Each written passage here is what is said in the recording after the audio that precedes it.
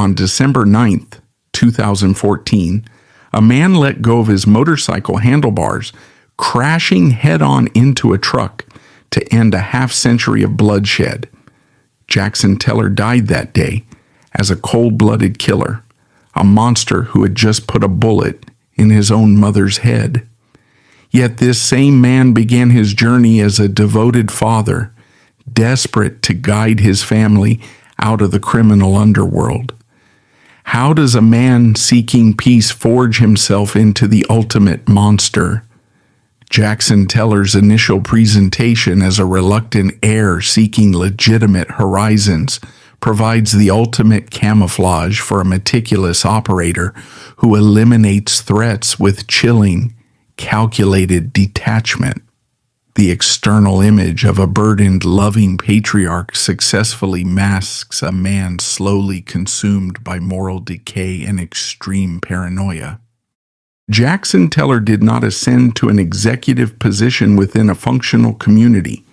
He inherited a multi-generational blood debt masquerading as a fraternal organization.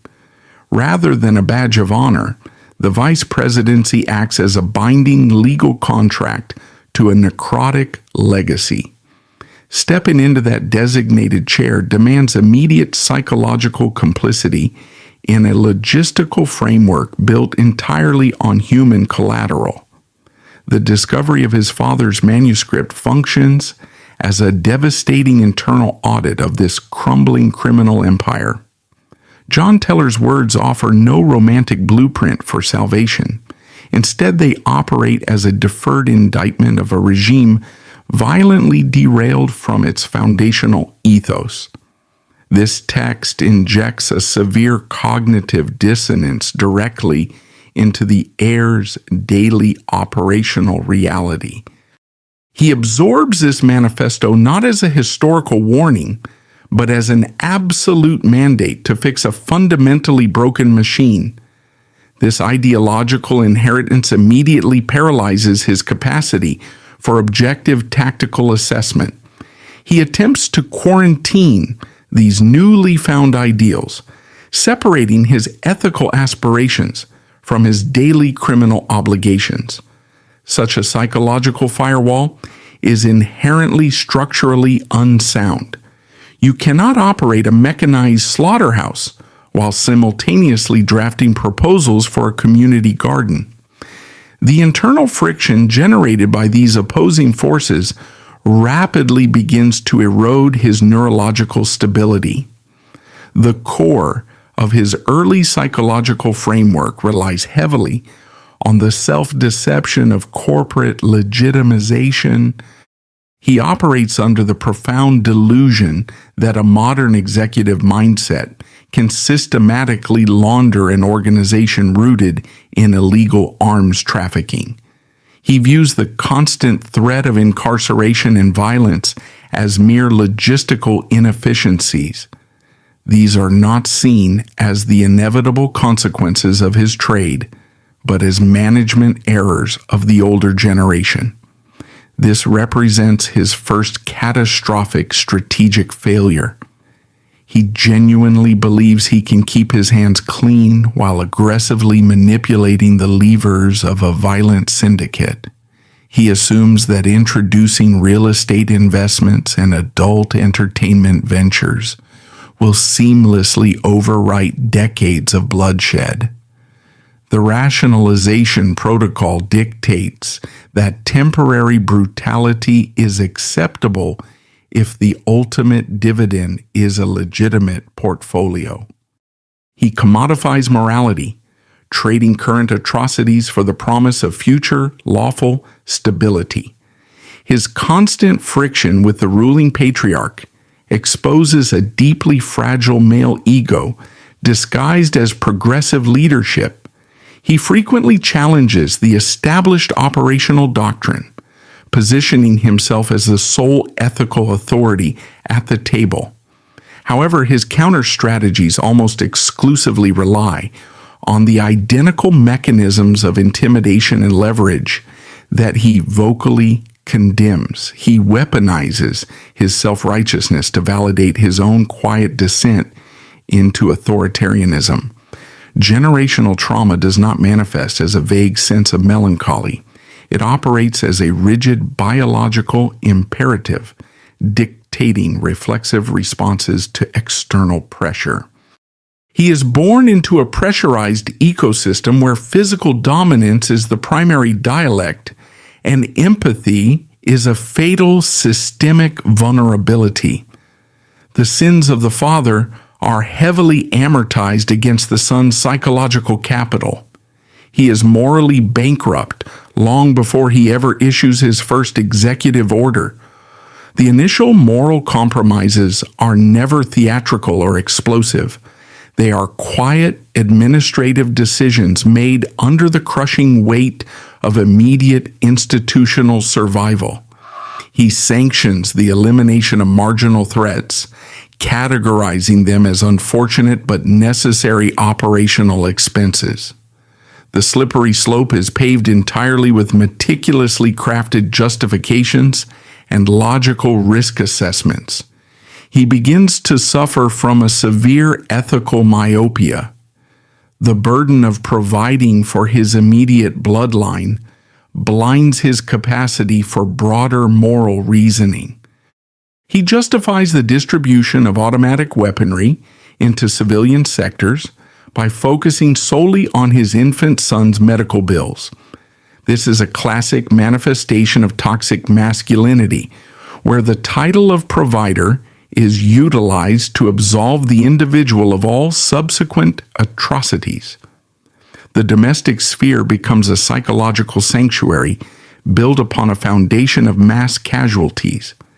Every attempt to steer the syndicate toward lawful revenue streams requires an initial massive injection of illicit capital. He must violently seize territory and eliminate competitors to secure the very peace he claims to worship.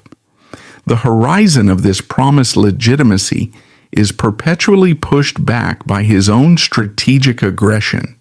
He is trapped in a paradox of his own design. The mask of the reluctant outlaw becomes a permanent calcified layer of his persona. He utilizes the aesthetics of rebellion to manipulate both his enemies and his most loyal subordinates. He portrays his power grabs as reluctant necessities forced upon him by the incompetence of others. This shields his own ravenous ambition from internal scrutiny.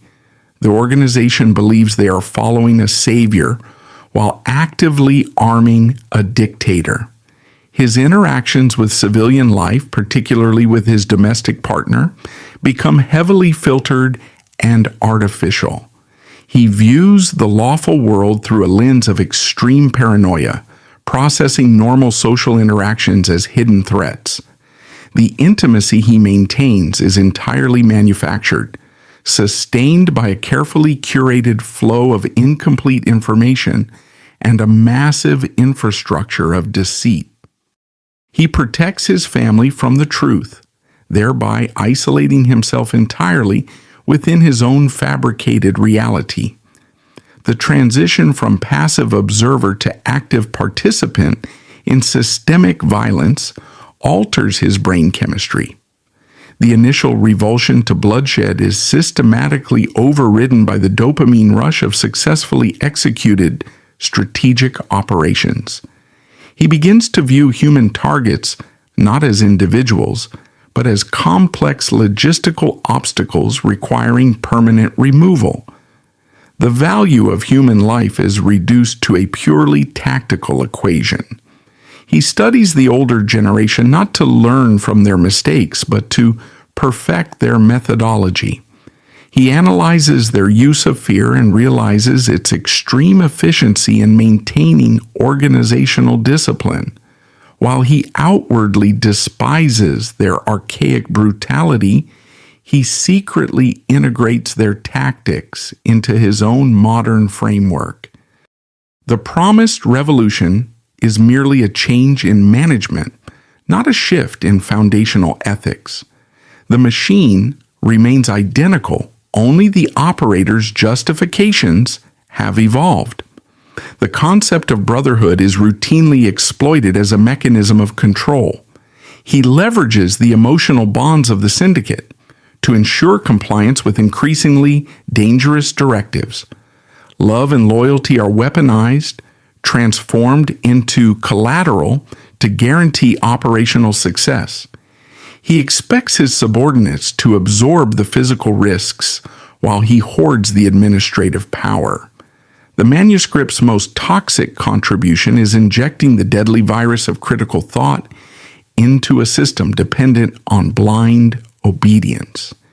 It fuels a messianic complex, convincing the heir that he is the sole entity destined to reverse the syndicate's terminal decline.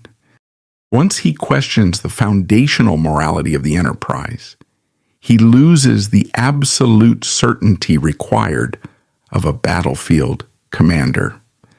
This grand narrative isolates him from external counsel, transforming his intellectual awakening into his most dangerous operational liability. His approach to conflict resolution becomes heavily reliant on theoretical models that fail in street-level execution. He drafts intricate treaties with rival syndicates, assuming they share his desire for long-term, stable profit margins. These diplomatic efforts inevitably collapse because they ignore the visceral, irrational hatreds that drive the underground economy. When the paperwork fails, he is forced to resort to the very savagery he sought to obsolete. The pursuit of legitimization is ultimately a pursuit of extreme, unchecked power. He does not want to dismantle the club. He wants to elevate it beyond the reach of law enforcement or rival interference.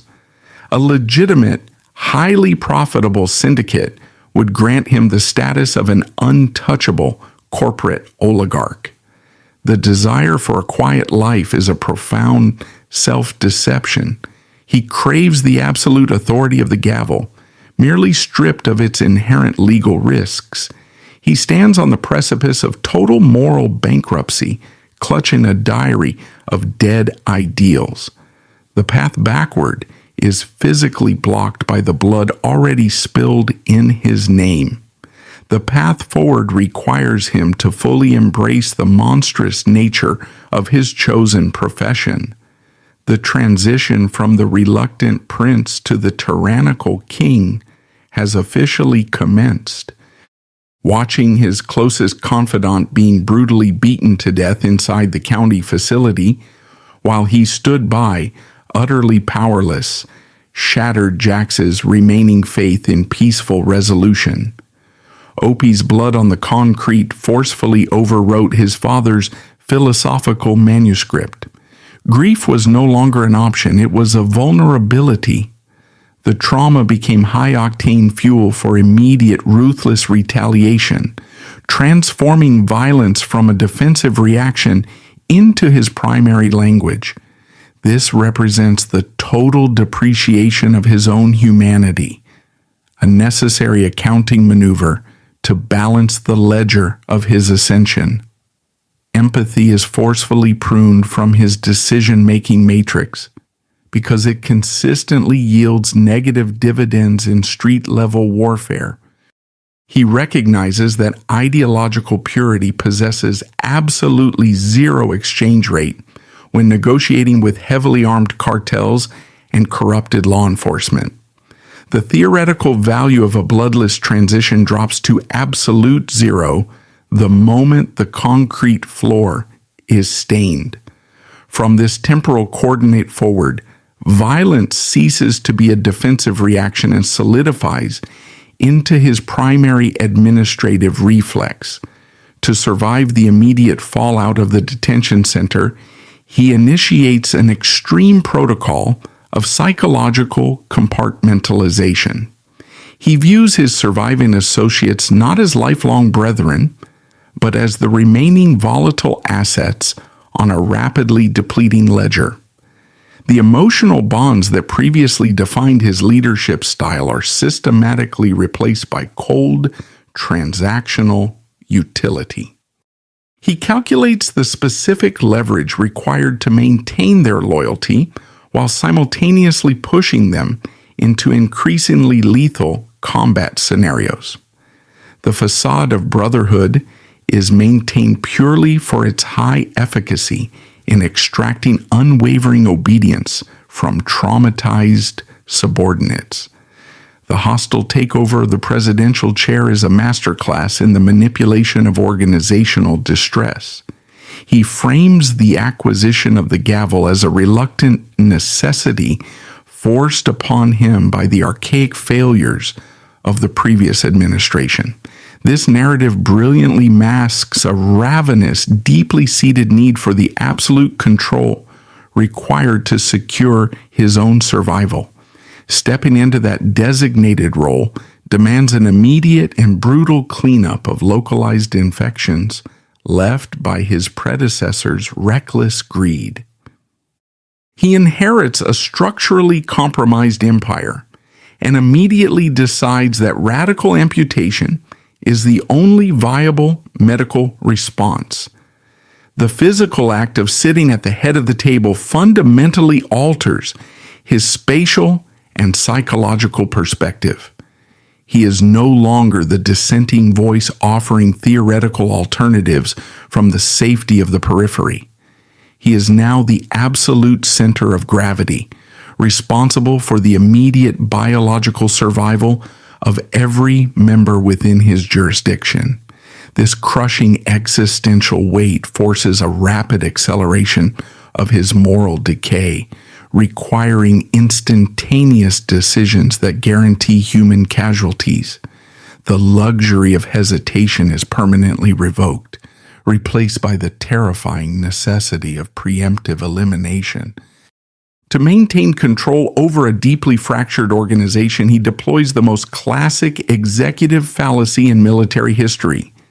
He continuously sells his inner circle the identical, highly manufactured lie, just one more strategic conflict, and we achieve absolute operational freedom. This is a desperate psychological coping mechanism designed to mask his escalating addiction to absolute unquestioned authority. He initiates complex gang purges and territorial disputes, falsely framing them as essential steps toward the promised future legitimacy.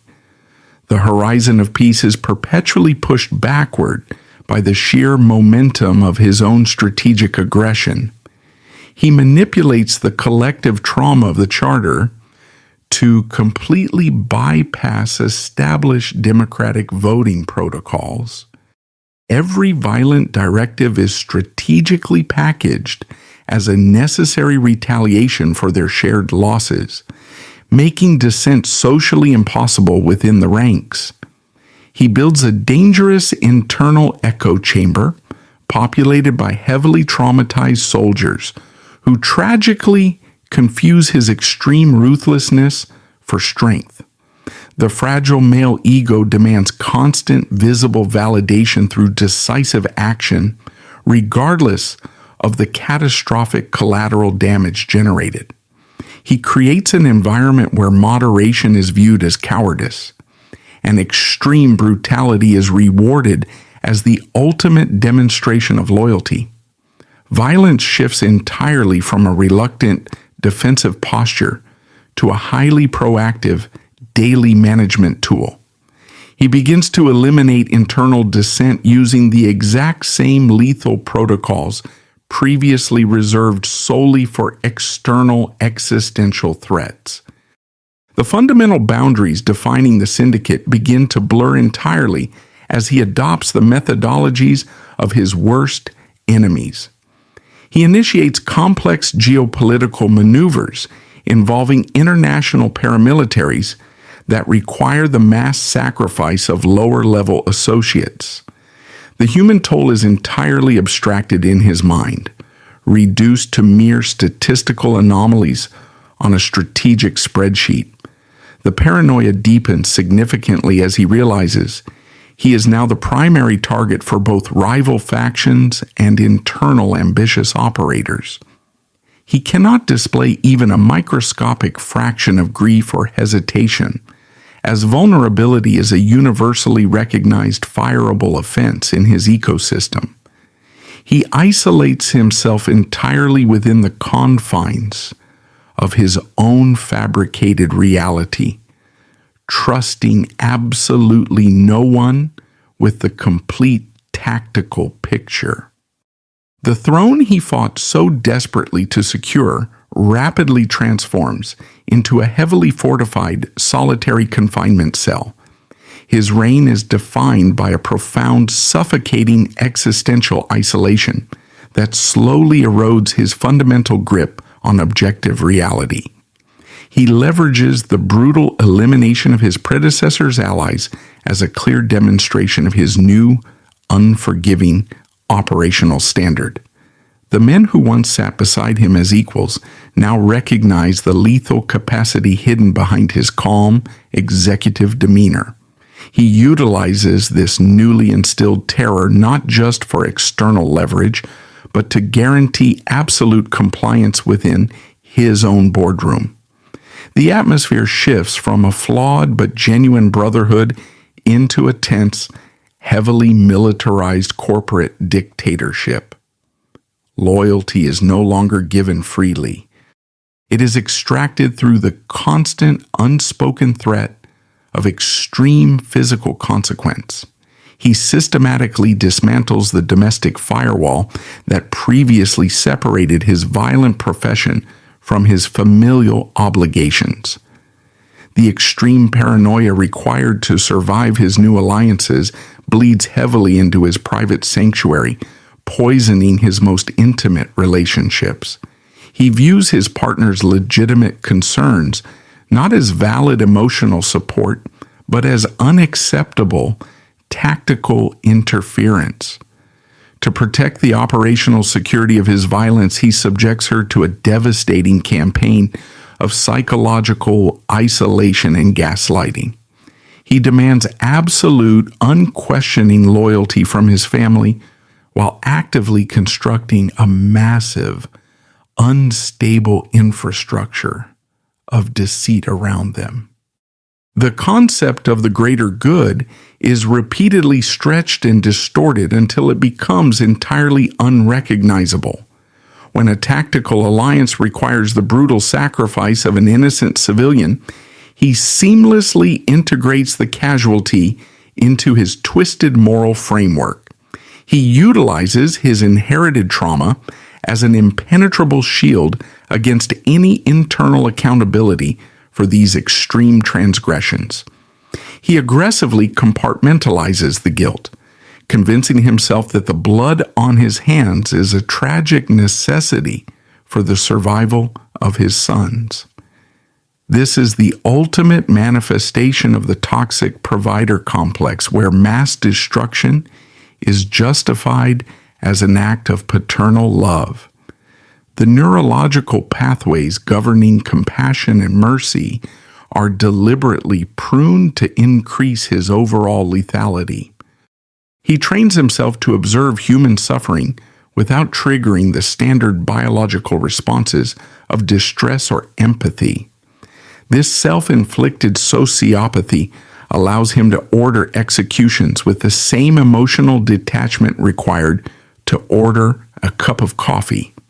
He views this terrifying emotional void not as a psychological failing, but as a mandatory executive upgrade. To feel the true, crushing weight of his daily decisions would result in an immediate, catastrophic, systemic shutdown. He becomes a master of the false compromise, offering theoretical concessions to rivals while actively orchestrating their demise. His diplomatic negotiations are entirely performative, designed solely to lower the defensive posture of his designated targets. He utilizes the language of peace treaties and truces as a sophisticated delivery system for extreme premeditated violence.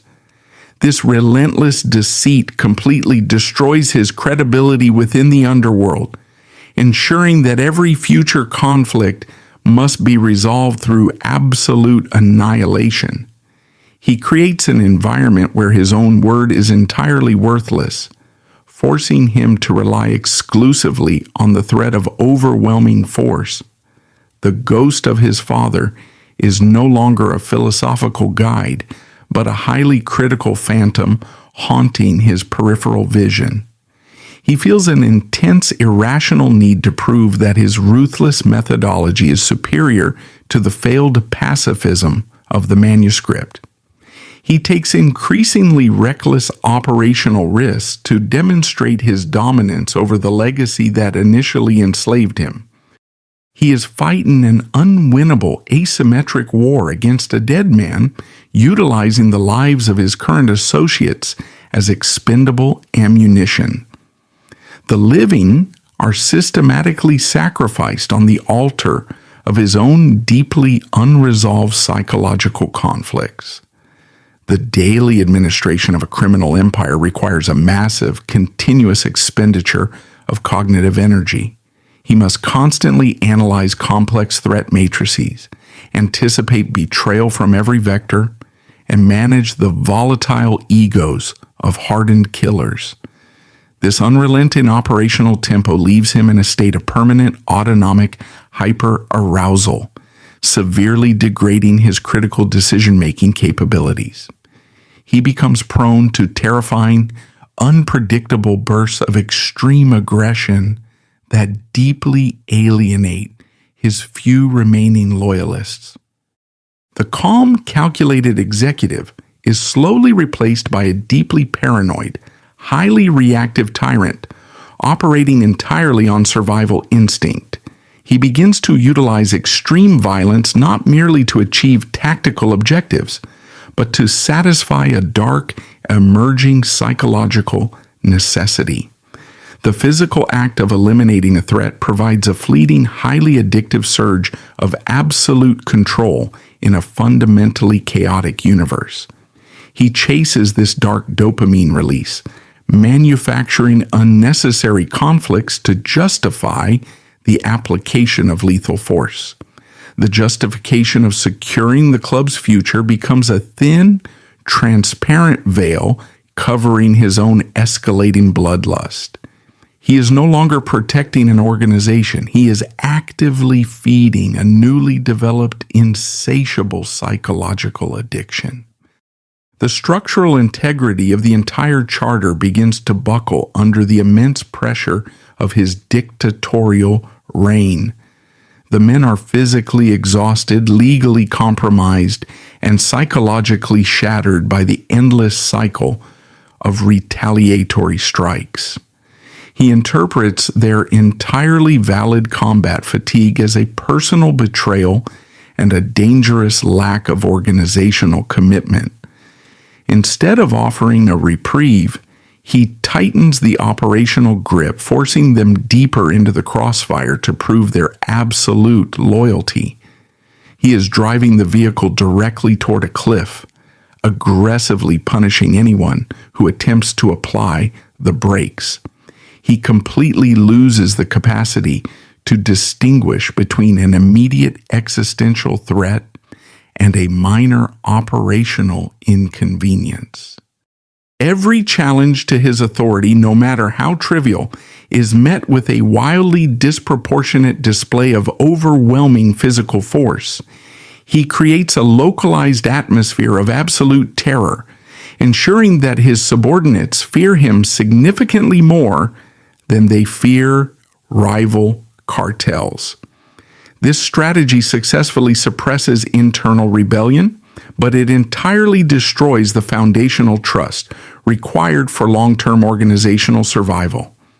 He commands an army of hollow, terrified men who will instantly abandon him the moment his grip weakens. The tragic irony of his ascension is that he achieves the absolute power he desired, only to realize its fundamental emptiness. The legitimate business fronts he constructed generate immense capital, but they provide absolutely zero psychological relief from his profound isolation. He sits at the pinnacle of a massive, heavily fortified empire, surrounded exclusively by sycophants and silent enemies. The dream of a quiet, lawful existence is completely eradicated, replaced by the terrifying reality of permanent, hyper-vigilant warfare. He has successfully constructed his own inescapable prison, meticulously forging every single bar with his own hands. The collateral damage of his reign extends far beyond the immediate casualties of street-level gunfights.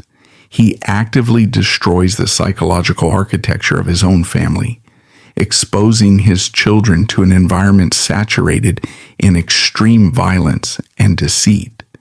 He genuinely believes his brutal actions will eventually secure a safe, sanitized future for his bloodline.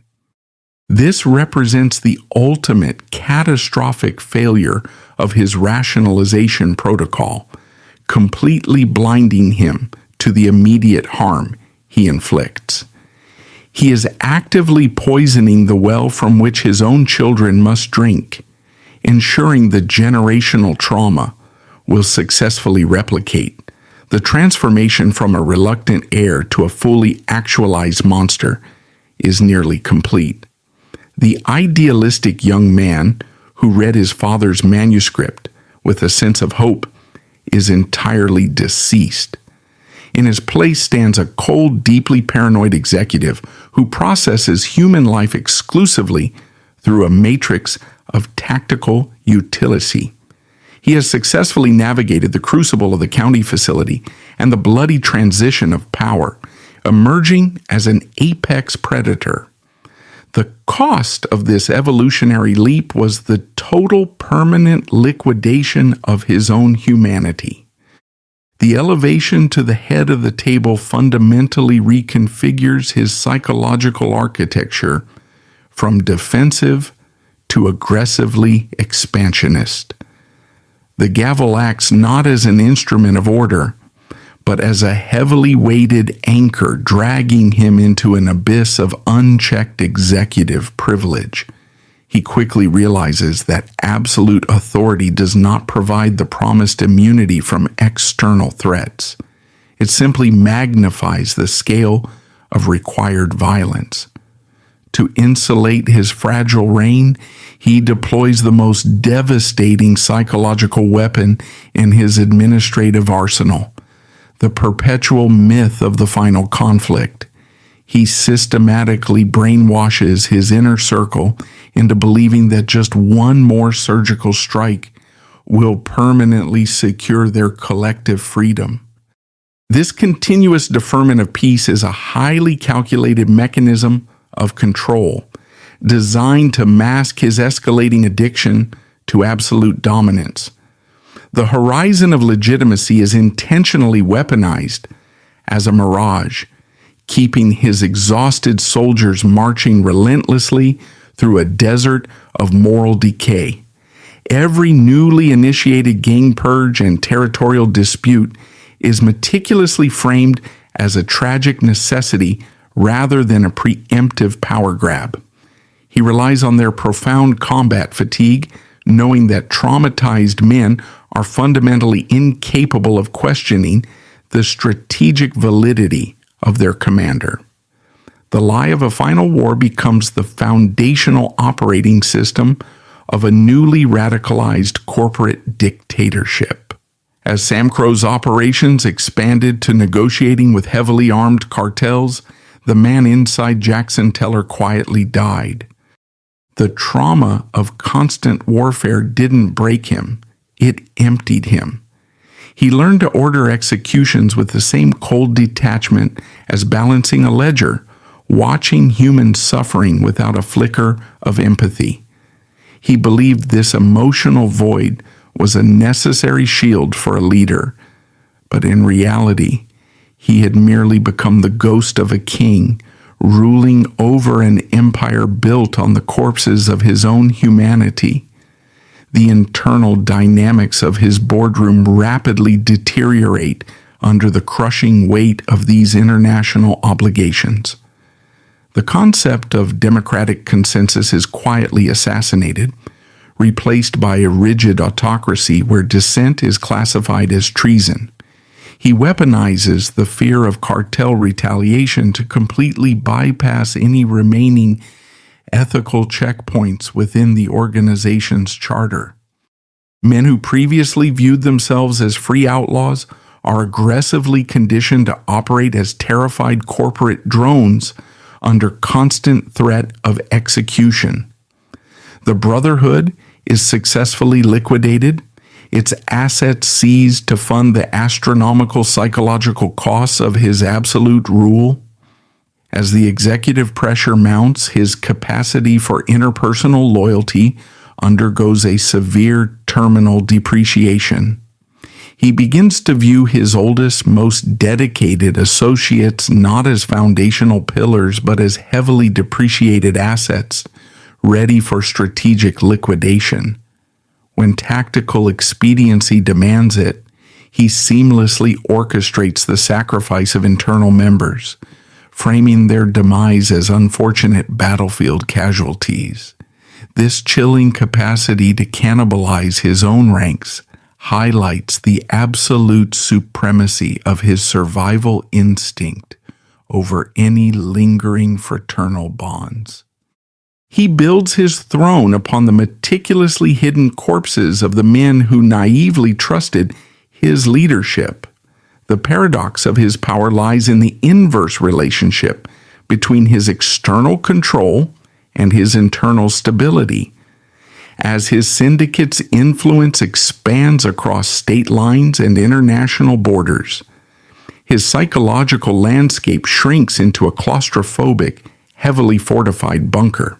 He exists in a state of permanent existential isolation, entirely incapable of trusting the very men he commands. Every conversation is a tactical interrogation. Every silence is interpreted as the formulation of a lethal conspiracy. The supreme executive is functionally a prisoner of his own extreme paranoia, suffocating under the weight of an empire built entirely on deceit. He utilizes advanced rationalization protocols to justify the brutal betrayal of Allied charters and long-standing historical truces. He convinces himself that these external factions are inherently untrustworthy, thereby preemptively validating his own treacherous first strikes. This cognitive distortion allows him to commit heinous acts of diplomatic sabotage while maintaining the internal illusion of moral superiority. He completely destroys the syndicate's diplomatic credibility, ensuring that all future conflicts must be resolved through absolute unilateral annihilation. He operates in a self-created diplomatic vacuum where his word is recognized universally as a toxic asset. The integration of illegal narcotics into the syndicate's operational portfolio marks the final death of their foundational ideology. He previously utilized the prohibition of drug trafficking as a primary metric of their moral superiority over rival organizations. By erasing this boundary, he actively infects his own territory with the exact social decay he swore to prevent. He justifies this catastrophic ethical breach by pointing to the astronomical profit margins, a classic symptom of terminal corporate greed. The men are ordered to distribute the poison, bearing the severe legal consequences, while he hoards the administrative capital. The psychological toll of maintaining this multi-layered architecture of lies begins to manifest in severe autonomic dysregulation. He experiences intense periods of volatile aggression, snapping at minor logistical errors with the venom of a cornered predator. His physical presence becomes erratic and deeply unsettling to his subordinates, who must constantly navigate his unpredictable executive wrath. He attempts to self-medicate this psychological decay through further immersion into violent conflict, seeking the numbing dopamine rush of a successful tactical operation. The battlefield becomes his only functional sanctuary, a terrifying space where the chaotic rules of engagement perfectly match his internal dissonance. He aggressively weaponizes his domestic life to project an aura of stable, grounded humanity to his increasingly terrified inner circle. The presence of his partner and children is paraded as definitive proof that his extreme actions are rooted in noble protective instincts. This is a profound, deeply abusive manipulation of his family unit, utilizing them as human shields against valid moral criticism. He demands they play the roles of the blissful dependents, while he actively submerges their lives in highly combustible criminal volatility. The toxic provider complex reaches its absolute zenith, transforming his family into captive hostages of his own grand delusions. His relationship with the maternal figure in his life evolves into a highly toxic, mutually destructive strategic alliance. He initially attempts to marginalize her influence, correctly identifying her narcissism as a severe operational liability. However, as his paranoia isolates him from his men, he reluctantly relies on her ruthless instincts to manage internal domestic threats. They operate in a deeply dysfunctional symbiosis, enabling each other's worst predatory tendencies under the guise of family preservation. This alliance solidifies his fatal flaw, the inability to permanently sever ties with the primary source of his generational trauma. When a loyal, long-standing member discovers the depth of his betrayal, the resulting cover-up highlights his absolute lack of a moral floor. He does not experience guilt. He experiences severe logistical panic and immediately initiates a protocol of permanent silence. He orchestrates the execution of a brother with terrifying, bureaucratic efficiency, ensuring the narrative remains entirely under his strict control. He utilizes the grief of the remaining members to further consolidate his power, positioning himself as the chief mourner of the man he just eliminated. This act permanently crosses the Rubicon, establishing a reign where no ally is safe from sudden, strategic liquidation. The constant grinding pressure of law enforcement forces him into increasingly desperate and highly complex legal maneuvers. He attempts to outsmart federal intelligence agencies utilizing the same blunt manipulation tactics that work on street-level enforcers. This immense hubris leads to catastrophic strategic blunders, exposing the entire organization to devastating federal indictments. Instead of accepting responsibility, he ruthlessly scapegoats lower-tier members, forcing them to absorb the legal consequences of his own executive failures. The corporate hierarchy is explicitly weaponized to protect the CEO while actively feeding the frontline workers into the judicial meat grinder. The concept of a peaceful transition of power becomes entirely impossible within the ecosystem he has meticulously engineered. He has accumulated too much blood debt and alienated too many crucial allies to ever simply walk away from the table. The crown is surgically grafted to his skull. To remove it would require immediate, fatal decapitation. He realizes with chilling clarity that his tenure will only end through overwhelming external violence or sudden internal betrayal. This realization does not prompt reform, but rather fuels a final desperate acceleration into absolute scorched earth tyranny. He actively sabotages any attempts by his subordinates to develop their own independent exit strategies. He views their desire for a normal life as a direct insult to the massive sacrifices he has made on their behalf. He utilizes emotional blackmail and financial leverage to permanently tether them to his sinking ship, ensuring they share his impending doom. This is the ultimate manifestation of his narcissistic leadership. If he is denied a peaceful existence, he will guarantee that no one else achieves it. The Brotherhood is transformed into a suicide pact, entirely orchestrated by a man who refuses to die alone. His interactions with rival bosses shift from diplomatic negotiations to highly unstable displays of dominance. He no longer seeks mutually beneficial agreements. He demands absolute humiliating submission from all external factions.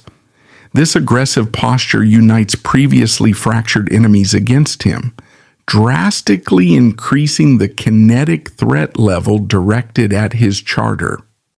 He views this multi-front war not as a massive strategic failure, but as a thrilling validation of his absolute supremacy. He is entirely consumed by the mechanics of conflict, having completely forgotten the original purpose of his ascension. The psychological weight of his hypocrisy eventually crushes any remaining capacity for genuine self-reflection. He completely abandons the philosophical manuscript of his father, recognizing it as a massive liability in his current operational theater. He actively rewrites the internal history of the organization to justify his extreme deviations from the original charter. The man who once sought to cure the infection has become the ultimate, most lethal strain of the virus itself. He stares into the executive mirror and sees not a fallen prince, but the highly efficient apex predator he was destined to become. Ultimately, Teller's operational paralysis mirrors a modern mechanized tragedy. A Hamlet on a Harley, trapped by the ghost of a pacifist father and the ruthless manipulation of a Machiavellian mother. The generational trauma functions as a rigid biological imperative. John Teller's manuscript served simultaneously as an ethical compass and a death warrant, demanding the heir correct systemic failures that far exceeded the capacity of any single operator. His mutation into a tyrant is the inevitable mathematical result of injecting a fundamentally empathetic entity into an ecosystem sustained entirely by industrialized violence and institutional deceit. The violent elimination of his partner destroys the critical load-bearing pillar of his psychological infrastructure. Because she represented the only empirical evidence that a lawful transition was possible, her death instantly triggers a catastrophic, system-wide failure of his remaining executive restraints. He processes her demise not through the standard biological pathways of human grief, but as a catastrophic breach of his absolute authority. The fragile male ego perceives her elimination as a direct, humiliating assault on his capacity as the ultimate provider and protector. To process the immense emotional devastation would require confronting his own direct complicity in creating the volatile environment that consumed her. Consequently, his psychological defense mechanisms immediately convert overwhelming sorrow into highly weaponized, tightly focused kinetic retaliation. He completely bypasses the mourning phase, entering a state of permanent hyperarousal dedicated exclusively to finding an external target for his internal agony. The destruction of his psychological infrastructure is entirely orchestrated by the primary pathogen within his biological network, his narcissistic mother, Gemma Teller. To preserve her absolute influence over the sovereign, she orchestrates a devastating campaign of deceit regarding his partner's murder, weaponizing her son's untethered rage against rival syndicates. When the true intelligence is finally revealed, the resulting cognitive dissonance is absolute. The ultimate external enemy was successfully incubating inside his own foundational biology. The ensuing pursuit of the maternal target requires an operational mandate that fundamentally violates human nature.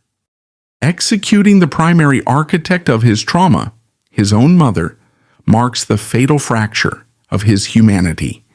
This deliberate severing of his foundational root system is executed with terrifying clinical precision.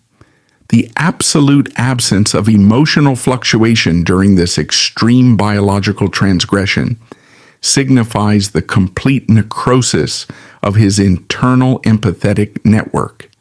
He operates entirely as an autonomous drone completing a terminal directive. In the immediate aftermath of the localized execution, there is no psychological catharsis or sudden release of accumulated trauma. The elimination of the primary pathogen does not miraculously cure the terminal infection that has already consumed his entire operational framework. He is left standing in a void of his own meticulous creation, having systematically eradicated every single authentic human connection he possessed. The silence in the garden perfectly mirrors the absolute terrifying emptiness that has permanently replaced his internal conscience. The physical facade remains intact, but the man inside has been completely hollowed out by the weight of his own absolute authority. He meticulously processes the crime scene not with the panic of a common criminal, but with the detached efficiency of a professional auditor finalizing a ledger. The removal of the maternal threat completes the internal purge, but it leaves the organization completely bankrupt of any defining moral center. He realizes that by executing the matriarch, he has permanently corrupted the foundational mythology of the charter beyond any possible repair. The Brotherhood can no longer claim any moral superiority over the cartels. They have engaged in the ultimate taboo, sanctioned from the absolute top. He has successfully sanitized the immediate threat environment, but the resulting fallout guarantees the eventual collapse of the entire enterprise. The psychological isolation following this specific liquidation is absolute and entirely impenetrable by any external force. He cannot seek counsel or absolution from his remaining loyalists, as the nature of the crime places him entirely outside the bounds of their comprehension. He is forced to carry the immense crushing weight of the matricide entirely alone, a final fitting punishment for his dictatorial hubris.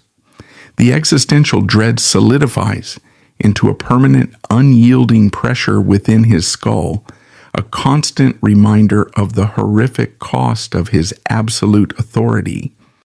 He is a king sitting upon a throne of ash, ruling over an empire of ghosts he personally manufactured. The collateral damage of this specific action extends deeply into his own neurological architecture, completely disabling his capacity for future strategic planning. The concept of a future, legitimate or otherwise, is instantly erased from his cognitive processing capabilities. He is permanently locked into the immediate, horrifying present, endlessly looping the sensory data of the execution in his mind. The rationalization protocol, which successfully defended his ego against previous atrocities, completely short-circuits against the sheer magnitude of this biological violation. He is finally forced to observe himself without any defensive filters, and the resulting reflection is an unbearable, terrifying monstrosity. He begins to exhibit symptoms of profound cognitive detachment, operating his syndicate with a chilling, almost robotic level of disinterest. The complex geopolitical negotiations and territorial disputes that previously consumed his every waking moment now appear entirely trivial and absurd. He issues executive directives with the hollow, monotonous tone of a recorded message, completely disconnected from the immediate physical reality of his subordinates. The men around him sense this terrifying shift, recognizing that their supreme commander has mentally vacated the premises, leaving behind a highly lethal automaton. The organization continues to function purely on residual momentum, heavily guided by a ghost. His physical interactions with his remaining bloodline, his sons, become heavily strained and completely devoid of authentic paternal warmth. He looks at them not as the future beneficiaries of a legitimate empire, but as the innocent victims of his own massive systemic failure. The toxic provider complex completely collapses, replaced by the crushing realization that his very presence is the greatest existential threat they face.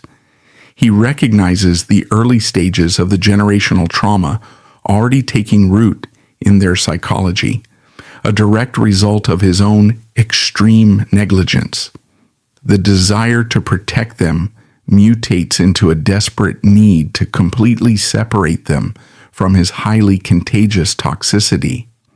He systematically dismantles the highly sophisticated network of lies he constructed to shield his family from the reality of his profession. This is not an act of sudden moral clarity, but a calculated, necessary detonation of his own fabricated legacy. He ensures that his children will process the raw, unfiltered data regarding his atrocities, intentionally cultivating their future hatred. This psychological self-sabotage is a deeply painful but vital strategic maneuver designed to permanently sever their emotional tether to the outlaw lifestyle. He is actively destroying the idealized image of the father to save the actual biological children from a similar fate.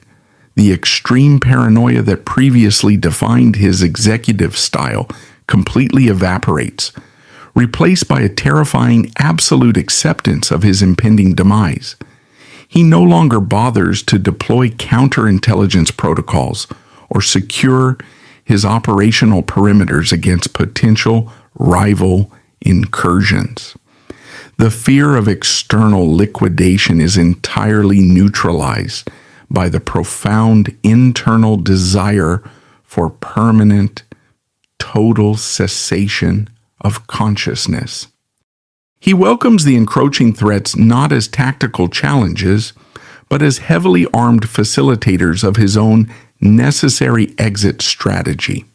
He leaves the gates of his fortress wide open, silently inviting the inevitable consequences of his reign to finally cross the threshold. The final audit of his tenure reveals a ledger completely saturated in blood and an operational history defined entirely by catastrophic failure. The original mandate to legitimize the syndicate and secure a peaceful future was not merely missed. It was aggressively and intentionally inverted. He recognizes that his strategic acumen was utilized exclusively to optimize the efficiency of a heavily industrialized empire built on human collateral. The philosophical manuscript of his predecessor is finally understood not as a guide, but as a precise, terrifying prophecy of his own inevitable self-destruction.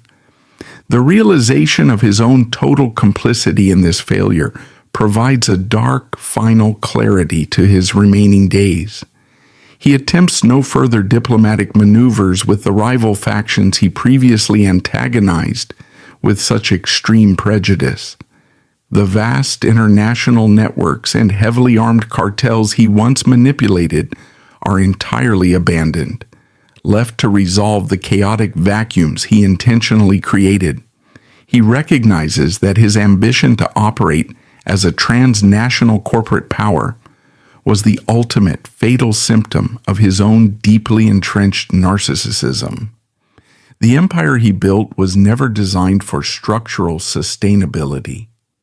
It was merely a heavily militarized extension of his own fragile, rapidly disintegrating ego. With the ego completely shattered, the massive criminal infrastructure instantly loses its singular driving operational purpose. The syndicate's boardroom, once the heavily fortified epicenter of his absolute authority, now physically repulses him. He views the wooden table and the leather chairs not as symbols of brotherhood, but as the specialized forensic equipment utilized in his own psychological autopsy. Every carved insignia and every spilled drop of alcohol serves as a permanent, damning piece of evidence against his failed executive leadership. He actively withdraws from the daily administration of the charter, refusing to issue the directives required to maintain their territorial sovereignty. The Supreme Commander effectively resigns his post through absolute deafening silence, leaving his loyalists completely unmoored in highly hostile territory. He processes the inevitable legal blowback of his extreme violence with a terrifying stoic indifference that confounds federal investigators. The complex legal evasion strategies he previously deployed with such arrogant precision are completely discarded in favor of total, unresisting compliance. He views the impending federal indictments not as an existential threat, but as a highly inefficient bureaucratic method of confirming his own internal audit. The prospect of lifelong incarceration holds absolutely zero terror for a sovereign entity already serving a permanent sentence in a psychological solitary confinement unit. The external laws of the state are completely irrelevant to a man who has already executed the ultimate, irreversible judgment upon himself. The final biological fracture is characterized by a complete cessation of all future-oriented neurological processing. He exists in a state of terminal velocity, completely detached from the complex web of consequences that previously governed his tactical decision-making. The biological imperatives of survival, propagation, and territorial defense are entirely deactivated, overwritten by a singular, overwhelming drive toward ultimate systemic closure. He no longer eats to fuel the machine or sleeps to repair the cognitive network. He simply waits for the final temporal coordinates to align. He becomes a hollow operator within his own empire, patiently executing the final directives for his own inevitable exit. Recognizing himself as the ultimate pathogen, he initiates a strategy of absolute self-liquidation. He orchestrates a psychological firewall, intentionally cultivating his son's hatred by unvarnishing his monstrous atrocities to sever their emotional tether to the outlaw lifestyle. After burning his father's manuscript and his own journals to purge the ideological infection, he forces his inner circle to formally sanction his excommunication, absorbing the entirety of the charter's guilt. The calculated demise on the California asphalt, replicating his father's exact physical end, strips his exit of any romanticized martyrdom. He fails completely to legitimize the empire in life, yet successfully utilizes his total physical annihilation to permanently sanitize the operational environment for his bloodline.